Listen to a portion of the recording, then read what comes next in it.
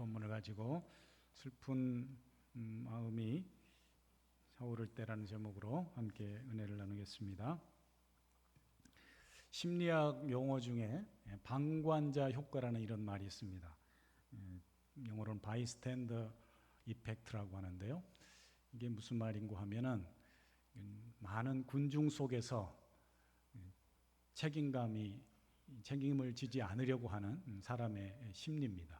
그러니까 예를 들면은 어떤 대중교통을 이용하는데 한 사람이 괴롭힘을 당하고 있어요. 그러면은 대부분 사람들이 별일 아니겠지, 또는 내가 관여할 일이 아니야, 또는 괜히 내가 관여해서 득이 될 것 없어, 그리고 다 외면하는 거죠.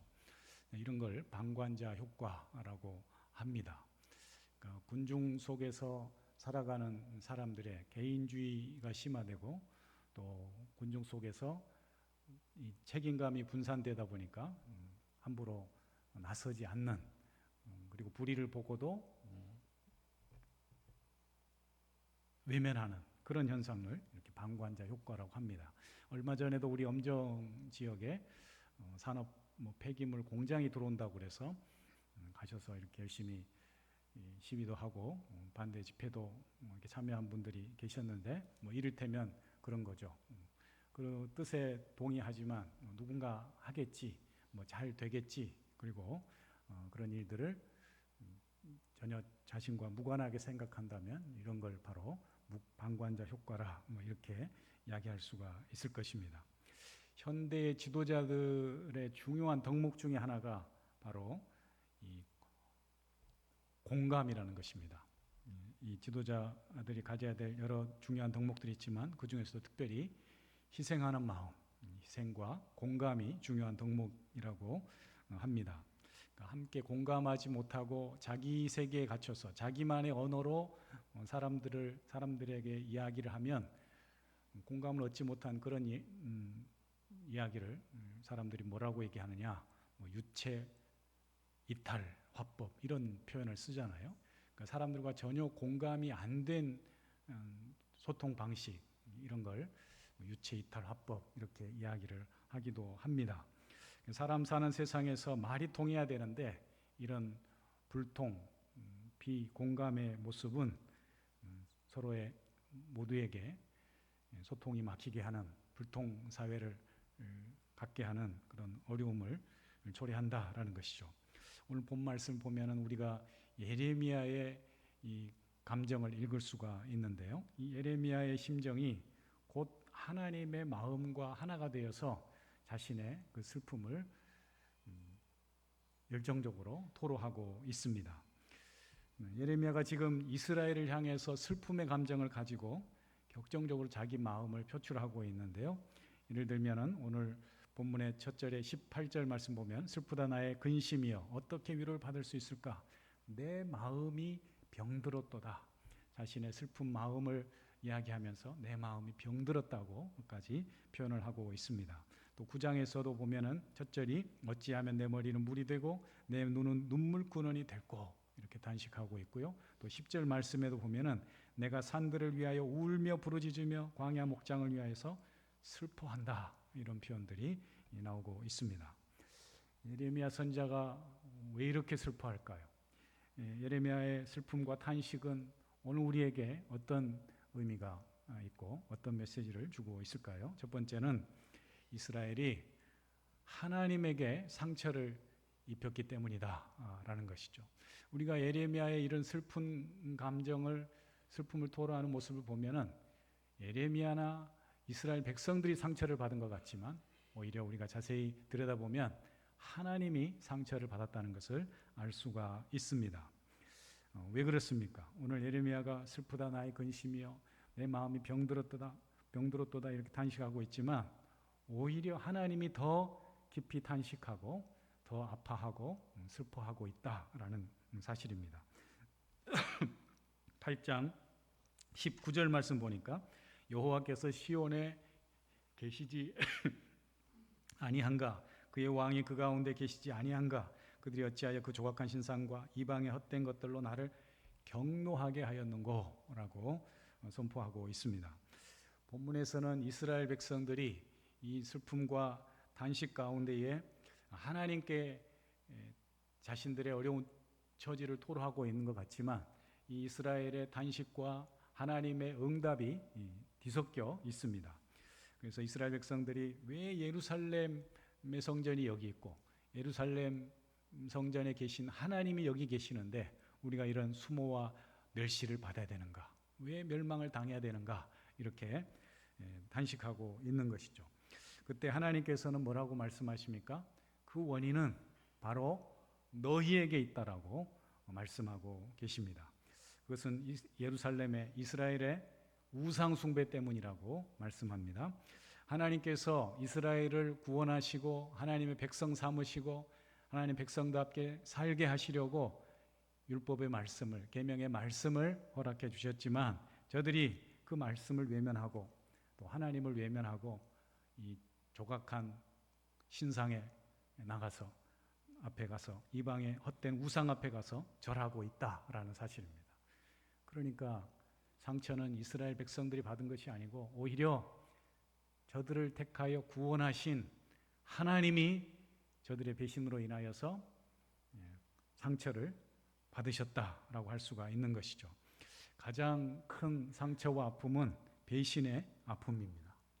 우리는 하나님의 마음을 아프게 하는 하나님께 받은 은혜를 잊어버리는 성도가 결코 되어서는 안 될 줄 믿습니다. 두 번째로 오늘 예레미야가 슬퍼하는 이유는 치료자를 구하지 않고 있다라는 것이죠. 치료자가 있음에도 치료제가 있음에도 저들이 그것을 찾고 있지 않습니다. 예레미야가 슬퍼하며 탄식하는 두 번째 이유가 바로 저들이 치료할 방법이 있음에도 그 치료할 방법을 찾지 않는다라는 것이죠. 즉 치료자 대신 하나님을 구하고 있지 않습니다.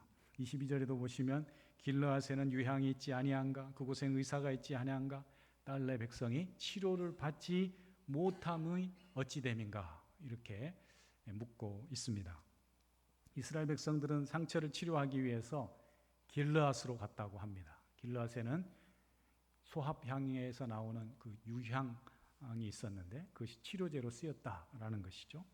그래서 그 사진을 한번 보시면은 길르앗 지방이 저런 요단 동편에 있는 지역인데 그 지역에서 저런 유향이 저런 나무가 있고 저기서 나오는 저런 송진과 같은 기름으로 만든 유향이 있다라는 것이죠. 저게 치료제로 쓰였다고 합니다.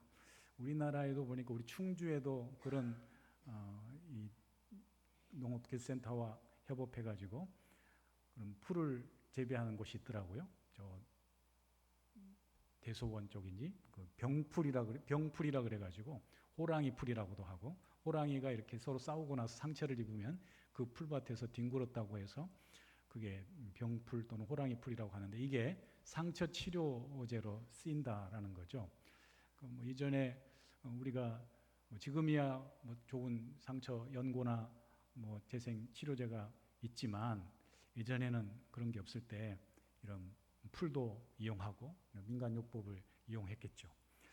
저희 그 섬에서도 예전에 몸에 뭐 두드러기가 나거나 피부병이 생기면 그냥 바닷물을 떠다가 데워서 목욕을 합니다. 그러면 좋아지기도 했거든요. 나중에 알고 보니까 이게 해수탕이더라고 해수탕.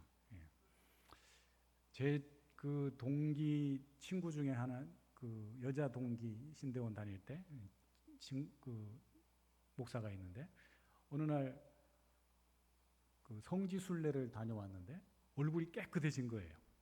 어떻게 된 거냐 그랬더니 방학 때 성지순례를 갔다 왔는데 그 사해 알죠? 사해 들어가서 이게 하고 나왔더니 들어갔다 나왔더니 얼굴이 깨끗해졌다는 거예요. 네. 그 친구가 굉장히 이런 뭐죠? 여드름이나 이런 얼굴에 뭐가 많았거든요. 제가 참 신기하다 그랬습니다. 그렇게 바닷물로도 뭐 사해 바닷물로도 그렇게 깨끗해지는 경우가 있더라고요. 어쨌든 그런 좋은 치료제가 있는데 이스라엘 백성들이 지금 구하거나 찾고 있지 않다라는 거죠. 이거는 어리석은 일입니다. 병은 널리 알려야 한다는 말이 있는데, 그런데 지금 이스라엘 백성들이 치료제가 있음에도 또 진정한 치료자 대신 의사 대신 하나님이 계심에도 불구하고 그에게 나아오지 않고 있다라는 말씀입니다. 길르앗에 유향이 있고 무엇보다 진정한 치료자 대신 하나님이 계심에도 불구하고 저들이 하나님을 찾지 않고 치료를 받지 못하고 있는 상황에 예레미야가 슬퍼하며 탄식하고 있습니다. 그래서 예레미야가 그 이스라엘 백성들의 그 안타까운 상황을 보면서 슬픈 마음으로 내 머리에는 물이 가득하고 내 눈은 눈물이 근원이 되었으면 좋겠다라고까지 이렇게 단식하고 있습니다. 여러분, 상처를 치유받기 위해서는 상처를 드러내야 됩니다. 진정한 또한 상처의 치료자 되시는, 우리의 치료자 되시고 삶의 치료자 되시는 하나님께 가지고 나아가야 될 줄 믿습니다. 우리의 생명의 주관자 되시고 우리의 참된 의사 되신 하나님께서 믿음으로 나오는 자를 친히 고치시고 회복시켜 주실 줄 믿습니다. 마지막 세 번째로, 거짓에 대한 벌을 받을 수밖에 없기 때문에 지금 예레미야는 슬퍼하고 있습니다. 예레미야의 슬픔은 그냥 혼자 슬퍼하는 그런 감정적인 슬픔이 아닙니다. 그의 탄식과 고백은 바로 이스라엘의 거짓과 그 죄악 때문이다라는 것이죠.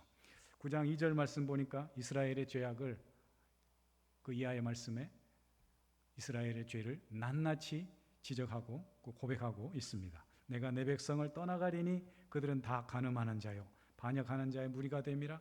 그들이 활을 당김같이 그들의 혀를 놀려 거짓을 말하며 그들이 강성하나 진실하지 아니하고 악에서 악을 행하고 또 나를 알지 못하느니라. 이렇게 말씀합니다. 저들의 거짓과 신실하지 못한 죄로 인해서 예레미야는 지금 어떻게 자신의 심정을 표현하느냐? 차라리 내가 광야에 오두막집에 가서 혼자 사는 것이 낫겠다. 이런 이스라엘의 상황을 보고 있느니 차라리 아마 광야에 가서 혼자 거하는 게 낫겠다. 이렇게까지 말하고 있습니다. 여러분, 우리가 때로 사람에게 상처를 받고 사람과의 관계에 문제가 생길 때에 우리도 이런 동일한 마음을 갖게 될 때가 있습니다. 차라리 아무도 없는 곳에 가서 혼자 살고 싶다. 사람이 싫다. 사람이 무섭다. 저 외딴 곳에 가서 혼자 살고 싶다. 이런 마음을 가질 때가 있다라는 것이죠. 실제적으로 어떤 사람은 나라에 대해서 실망을 하고 나라의 행정적인 처리나 이런 것들에 실망해서 이 나라를, 조국을 떠나서 다른 나라로 이민을 간 사람도 있더라고요. 이게 다 사람에 대한 상처 때문인 것이죠. 예레미야의 탄식도 한 가지입니다. 왜 하나님의 백성들이 하나님 앞에 나가지 않고 하나님을 찾지 않고 우리의 치료자 되신 하나님을 구하지 않고 저들이 하나님을 외면하면서 이방 사람들처럼 우상을 섬기며 살아가는가? 그 모습에 지금 슬퍼하며 단식하고 있다라는 것이죠. 문제는 죄의 결국은 하나님의 진노와 심판을 불러온다라는 것입니다. 그래서 9장 9절에도 보시면은 내가 이 일들로 말미암아 그들에게 벌하지 아니하겠으며 내 마음이 이런 나라에 보복하지 않겠느냐, 이렇게 말씀하고 있는 것이죠. 죄는 우리의 마음을 병들게 하고 또한 진리와 생명 대신 하나님께로부터 멀어지게 하고 결국 멸망의 길로 가게 하는 것이죠. 그렇습니다. 죄는 상처를 입히고 결국 죽음과 파멸의 길로 가게 합니다. 따라서 죄는 사전에 해결해야 되고 상처는 미리 치료를 받아야 하는 것입니다. 예레미야가 자신의 슬픔을 여러 군데에서 반복해서 표현하고 있습니다. 21절에서는 내 딸 내 백성이 상하였으므로 나도 슬퍼하며 놀랐다, 이런 표현을 하거든요. 여기 슬퍼하다는 표현이 이 히브리어로는 원어로는 카다르라는 표현인데, 이 카다르는 단순히 우리가 개인적으로 감정적으로 슬퍼하다 그런 표현이 아니에요. 어두워지다, 또 더러워지다 이런 뜻이 있어요. 그러니까 이스라엘이 지금 어두워진 영적 상태, 더럽혀진 그 영적 상태 때문에 내 마음이 심히 아프고 괴롭고 슬프다. 그런 의미가 담겨져 있는 것이죠. 우리가 슬퍼할 일들이 있겠지만, 우리 삶 속에 많이 있을 수 있겠지만, 여러분, 우리는 진정으로 하나님 앞에서 우리의 영적 무지와 영적 배신과 하나님과의 그 영적 관계 어려움 때문에 슬퍼하고 눈물 흘려야 합니다. 지난 추석에도 명절에 저희는 그 경기도 광주 애들 외갓집에 다녀왔는데요. 우리 장모님이 그 뇌 수술을 받으시고 지금 뭐 많이 좋아지셨지만 4개월, 5개월이 다 돼가도록 아직 이제 이 삭관 입으로 못 드시고 삭관을 해서 드시고 있고, 그래서 그 경기도 광주의 한 재활병원에 아직도 입원해 계십니다. 가서 잠깐 면회를 하고 왔죠, 가족들이. 장모님의 그 모습을 보고 오면은 마음이 굉장히 슬프고 아프고 안타깝고 그렇습니다. 하나님께서 하나님의 은혜로 온수 상태에 있다가 깨어나서 이만큼 좋아진 것도 정말 하나님의 큰 은혜지만, 하나님 왜 이렇게 더딜까요? 왜 이리 빨리 이 식이 드시는 이게 빨리 회복이, 삼킴 운동이 회복이 안 되고 또 걷는 것도 이렇게 힘들어 하실까요? 마음에 너무 아프고 슬픈 마음이 있더라고요. 그러면서 개인적으로 와서 더 기도하게 되지만, 기도하는 가운데서 하나님이 그런 마음을 주시는 거예요. 너의 기도의 눈물의 양이 더 채워져야 된다. 그러면서 시편 56편 8절 말씀이 생각나는 거예요. 거기에 보면은 주여 나의 유리함을 계수하셨사오니 나의 눈물을 주의 병에 담으소서, 이런 표현이 있거든요. 더 기도하라고, 더 하나님 앞에 매달리고 하나님의 긍휼 은혜를 구하라고 하시는구나. 그러면서 안타까운 마음으로 기도한 적이 있습니다. 우리가 지금 개인적으로 겪는 슬픔이든 가족과의 관계나 또 함께 살아가는 구성원들과의 아픔이든, 여러분, 상처는 치료받아야 됩니다. 슬픔은 치료받아야 될 줄 믿습니다. 하나님이 우리의 눈물을 아시고 닦아 주시기 때문입니다. 여러분, 우리가 아파하실 때, 우리가 눈물을 흘리실 때에 하나님은 더 아파하시는 거예요. 우리가 받은 상처보다도 하나님이 받은 상처가 더 크다라는 사실을 기억하시고, 우리의 상처와 아픔을 하나님 앞에 가지고 나아가서 눈물로 기도해야 될 줄 믿습니다. 분명한 것은 우리가 어떤 문제에 놓여 있든 간에 우리가 사는 길은 영적으로 치유받고 영적으로 회복하는 거예요. 우리 삶에 여러 문제들이 있습니까? 아픔의 문제들이 있습니까? 슬퍼하는 눈물의 문제들이 있습니까? 하나님 앞에 가지고 나와 기도해야 합니다. 하나님이 치료하시고 하나님이 회복시켜 주셔야 됩니다. 주님, 나의 눈물을 당신의 병에 담으소서. 이 시인의 마음, 그 고백을 가지고 하나님 앞에 기도할 수 있기를 축복합니다. 그럴 때에 우리가 맞닥뜨리는 모든 문제는 참된 치료자 되시고 의사 되신 하나님 안에서 해결될 줄 믿습니다. 하나님이 풀어주셔야 되는 거예요. 하나님이 치료하시고 해결하실 때 우리 삶의 모든 문제는 치료되고 회복될 줄 믿습니다. 길르앗의 향유보다도 더 좋은 하나님의 치유의 능력으로 우리의 상처를 싸매시고 고쳐주실 줄 믿습니다. 욥기 5장 17절에서 19절까지 이런 말씀이 있습니다. 제가 우리 아프신 분들을 찾아가면 이 말씀을 전해주곤 하는데요. 볼지어다 하나님께 징계받는 자에게 복이 있나니 그런즉 너는 전능자의 징계를 업신여기지 말지니라. 하나님은 아프게 하시다가 싸매시고 상하게 하시다가 그의 손으로 고치신다 말씀합니다. 6가지 환난에서 너를 구원하시며 7가지 환난이라도 그 재앙이 내게 미치지 않게 하신다. 우리 하나님이 우리 모든 삶의 아픔 가운데 슬퍼하고 눈물을 흘리는 모든 성도들에게 말씀합니다. 내가 싸매고 고쳐줄 테니 내게 나오라. 그럴 때에 우리는 하나님의 놀라운 치유와 회복을 경험하고 이 세상 가운데서 두려움과 불안 가운데 사는 인생이 아니라 하나님의 그 위로와 평강을 힘입어 승리하는 인생을 살게 될 줄 믿습니다.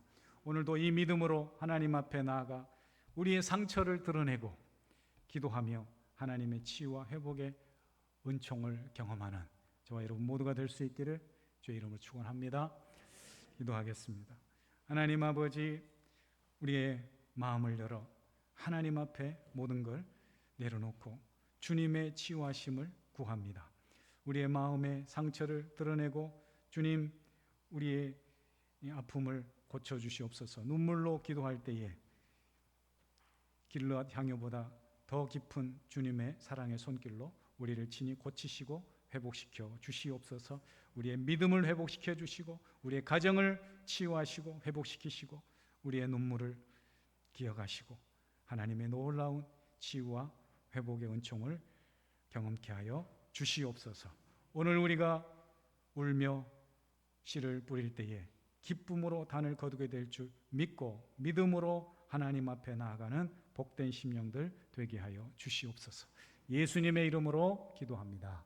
아멘.